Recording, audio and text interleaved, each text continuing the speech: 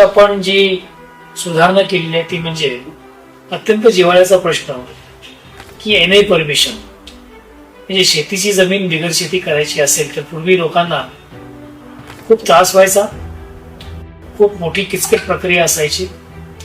तर त्यातून आता मुक्ती महसूल विभागानं दिलेली आहे. आपण मागच्या अधिवेशनामध्ये MLRC कायद्यामध्ये बदल केला आणि जमिनीचा वापर कृषीमधून अकृषित मध्ये जर करायचा असेल तर आता परवानगीची आपण गरजच ठेवली नाही.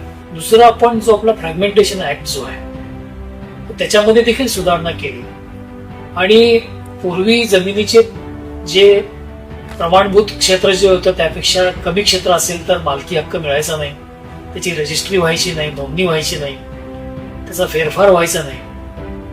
तर यातून लोकांना खूप त्रास होत होता. त्याच्यामध्ये देखील आपण सुधारणा घडवलेली आहे आणि आता ठराविक तारखेपर्यंत ऑक्टोबर 2025 पर्यंत जे काही शेत जमिनीचे निवासी काढण्याकरता जे तुकडे पडलेले असतील तर ते देखील आपण रेग्युलराइज केलेले आहेत, नियमितीकरण त्याचं केलेलं आहे आणि मालकी हक्क त्याची खरेदी विक्री करता येईल, त्यांना रजिस्ट्री करताना काही अडचण येणार नाही, फेरफार होतील आणि त्यांना रेकॉर्ड ऑफ राईट म्हणजे 7/12 किंवा प्रॉपर्टी कार्ड त्यांना मिळेल अशी देखील व्यवस्था आपण केलेली आहे. सबस्क्राईब करा आणि परिसरातील ताज्या घडामोडी सर्वात आधी बघण्यासाठी बेल आयकॉन